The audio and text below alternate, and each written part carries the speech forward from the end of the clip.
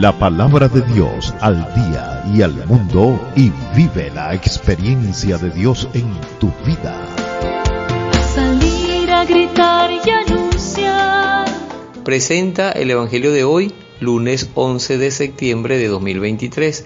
Evangelio tomado de San Lucas, capítulo 2, versículos 15 al 19. Después de que los ángeles se volvieron al cielo, los pastores se dijeron unos a otros: vayamos pues hasta Belén y veamos lo que ha sucedido y que el Señor nos ha dado a conocer. Fueron apresuradamente y hallaron a María y a José con el recién nacido, acostado en el pesebre. Entonces contaron lo que los ángeles les habían dicho del niño. Todos los que escucharon a los pastores quedaron maravillados de lo que decían. María, por su parte, guardaba todos estos acontecimientos y los volvía a meditar en su interior. Palabra del Señor. Gloria a ti, Señor Jesús. ¿Qué hacían los ángeles en la tierra en ese momento? Precisamente ahí en Belén, en ese establo, ¿qué hacían los ángeles? Lo podemos ver en el versículo 13 y 14 del mismo capítulo 2 de San Lucas. De pronto una multitud de seres celestiales aparecieron junto al ángel y alababan a Dios con estas palabras: Gloria a Dios en lo más alto del cielo y en la tierra paz a los hombres. Esta es la hora de su gracia. Eso era lo que estaban haciendo los ángeles en ese momento, alabando y bendiciendo al niño Jesús, el Hijo de Dios, nuestro Salvador. Una vez que los ángeles se retiran al cielo, se vuelven al cielo, los pastores que habían recibido la noticia dijeron: vayamos pues hasta Belén y veamos lo que ha sucedido. Ellos querían ser testigos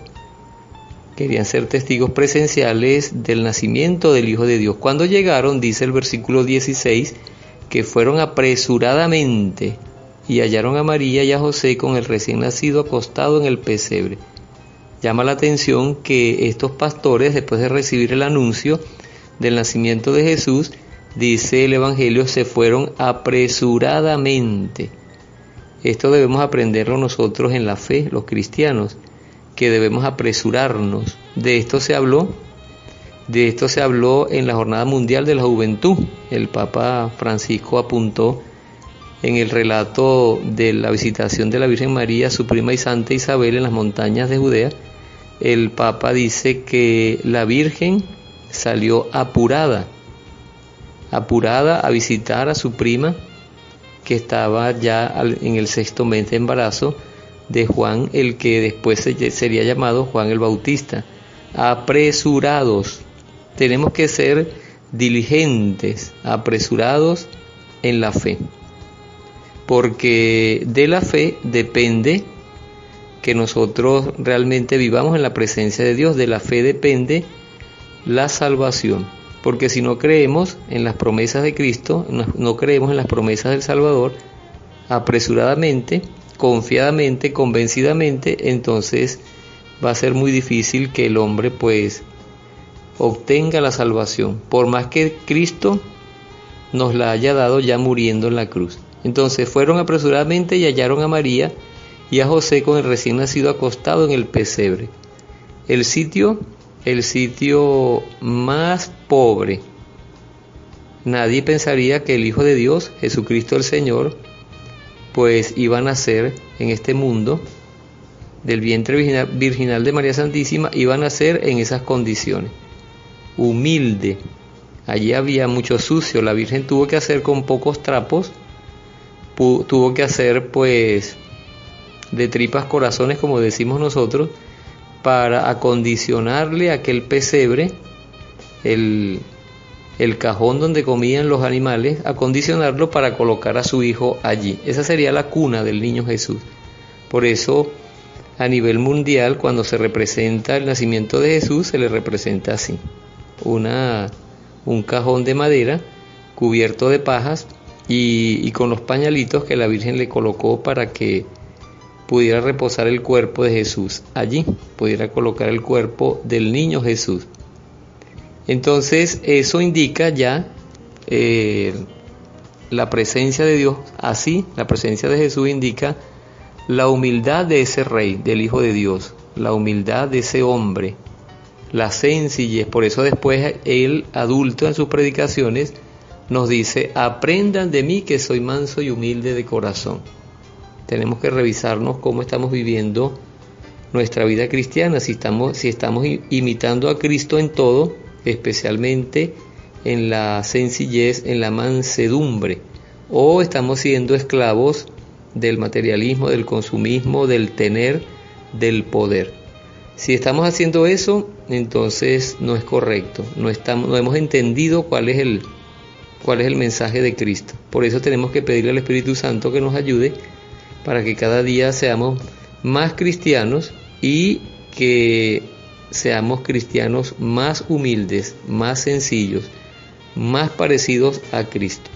Y dice: entonces contaron lo que los ángeles les habían dicho del niño. Todos los que escucharon a los pastores quedaron maravillados de lo que decían. La buena noticia de que ha nacido el Hijo de Dios, nuestro Salvador, siempre puede dejar al hombre impactado, si el hombre cree, si el hombre espera de Dios el perdón y la salvación. Por eso es que nosotros tenemos que pedir todos los días en nuestras oraciones, y si celebramos la misa diariamente tenemos que hacerlo también, pedir por la conversión de los pecadores, para que cuando a los pecadores se les anuncie la salvación en Cristo Jesús, ellos queden maravillados como quedaron esta gente tras la noticia que le dieron los pastores después de haber visto a Jesucristo en el pesebre. Y por último, en el versículo 19, encontramos esta frase: María por su parte guardaba todos estos acontecimientos y los volvía a meditar en su interior. Meditar, ¿qué es meditar? Meditar es pensar y considerar un asunto con mucha atención y detenimiento para estudiarlo, comprenderlo bien, formarse una opinión sobre ello o tomar una decisión. Entonces, la pregunta que tenemos que hacernos antes de terminar esta reflexión es si nosotros como cristianos hemos aprendido por el don del Espíritu Santo, hemos aprendido a meditar, a pensar y considerar un asunto, una idea, con atención y detenimiento para estudiarlo, comprenderlo bien y formarnos una opinión sobre ello o tomar una decisión. No se toman decisiones si no se medita antes. Y en la fe, pues es necesario llevar una vida de meditación. No es solamente meditar, orar mentalmente. En este caso, lo que dice el evangelista de la Virgen es que ella todos los acontecimientos los guardaba y los volvía a meditar en su interior. Los guardaba en su corazón, los guardaba en su mente, los guardaba en su alma y los volvía a meditar en su interior.